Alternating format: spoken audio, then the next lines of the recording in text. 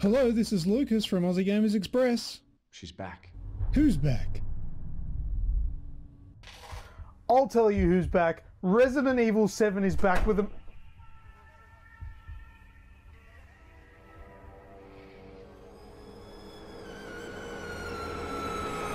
Go tell Aunt Rhodey. Go tell Aunt Rhodey. Go tell Aunt Rhodey that everybody's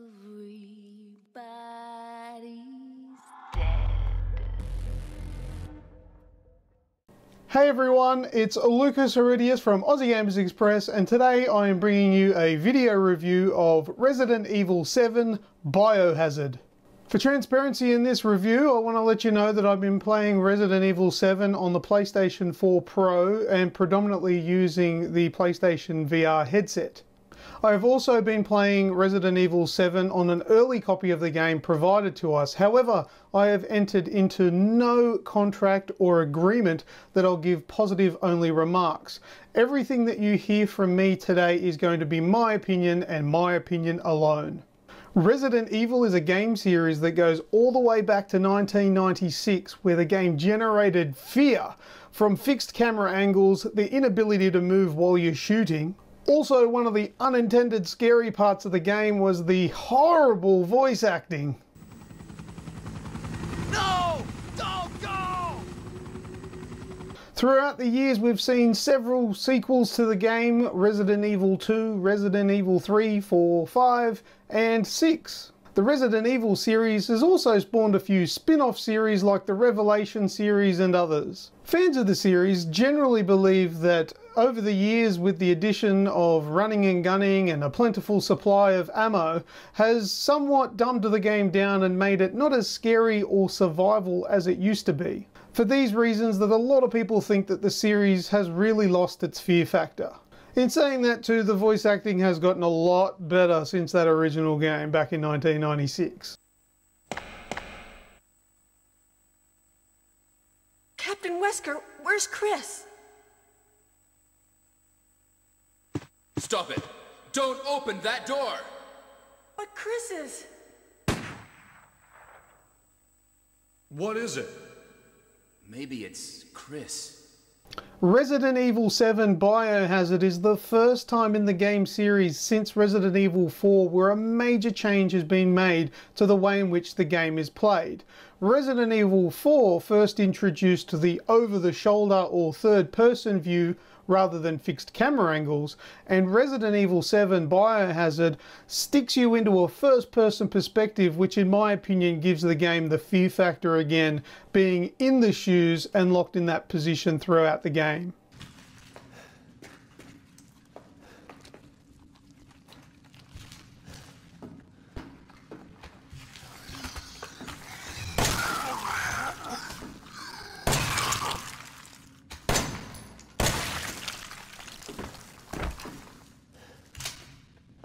Also, with modern technology in the modern consoles that this game's going to be available, the developers have had extra power at their fingertips in order to make the game look a lot better.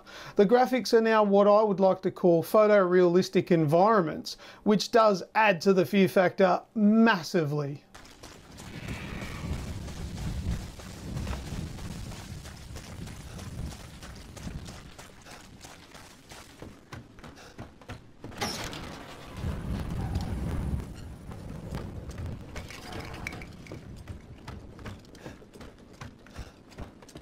These photorealistic graphics give an ambiance that is both creepy, realistic, and demonic. Resident Evil starts off by putting you into the feet of a character named Ethan, and he receives a message from his wife Mia, who's been missing for the last 3 years. The message that he receives from Mia pleads with him and tells him not to come looking for her, but naturally, because your character is a video game character and is inquisitive, you will go out thinking that maybe it was a cry for help. At the beginning of the game, you find yourself at the foot of an old decaying house known as the Baker Residence. The Baker Residence is home to a whole lot of evil, and it's up to you to make your way through all of the puzzles that lie within, find your girl and try and survive along the way. At first, and especially after playing the beginning hour demo for Resident Evil 7 Biohazard, to think that this game has lost what it was to be a Resident Evil game. However, it doesn't take very long at all for that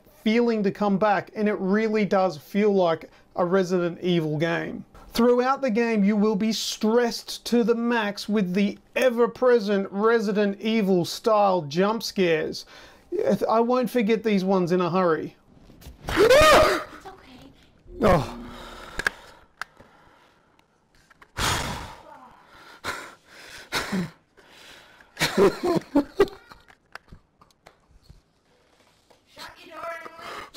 This game. Oh, hit the shit out of me. Oh, my heart. That is screaming. It's me. Oh, off. What happened? What happened? Oh! Oh!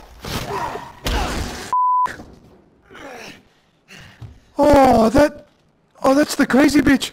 No! Oh!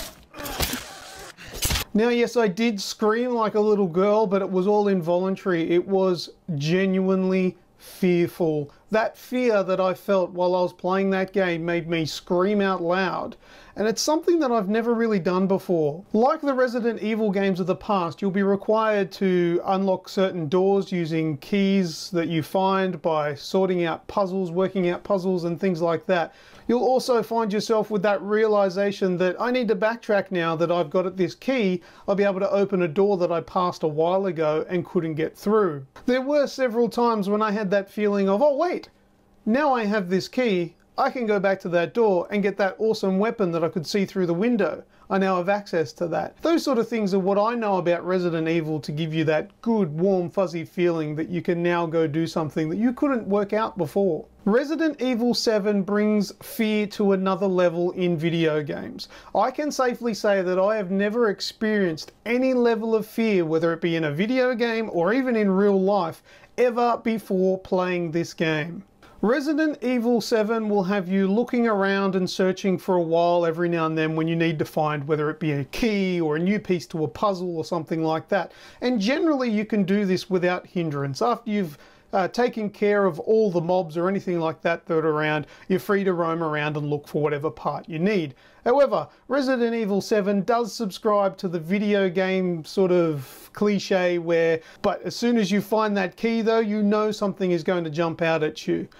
Even though I always had that in the back of my mind, right now that I've progressed a little bit, something's going to jump out at me, I was never prepared for what it was that did happen wherever I was in the game, and it still managed to scare the hell out of me. Gameplay in Resident Evil 7 Biohazard is very satisfying. Even though the game had me stressed to the max, sweating, and as uncomfortable as I could possibly be while playing a video game, I still wanted to come back and play more and more and more, and that's because the controls and the gameplay aspects were so enjoyable for me. Now, there are games in the past like Alien Isolation which were just pure stress, but I didn't really get much from the gameplay side of things, and for that reason I never really progressed more than maybe a quarter through the game. Resident Evil doesn't do that. Resident Evil 7 is a fun game to play, but it's also very stressful. And having those fun and stressful elements together brings a good experience, and especially one to be had during a video game. Now that I have mentioned Alien Isolation and games like that, like Outlast, Resident Evil 7 does have parts of the game that are similar to the gameplay in those ones that I've just mentioned. The part that makes Resident Evil 7 a little bit more bearable to play and something that I wanted to keep going was the ability to fight back. Although there are some parts where you might not be powerful enough to do anything to the situation you're in, you still have a little bit more ability than being completely useless. like in those games Alien Isolation and Outlast. Keeping strong with Resident Evil DNA, you still have access to things like knives, hatchets, handguns, shotguns, grenade launchers, flamethrowers.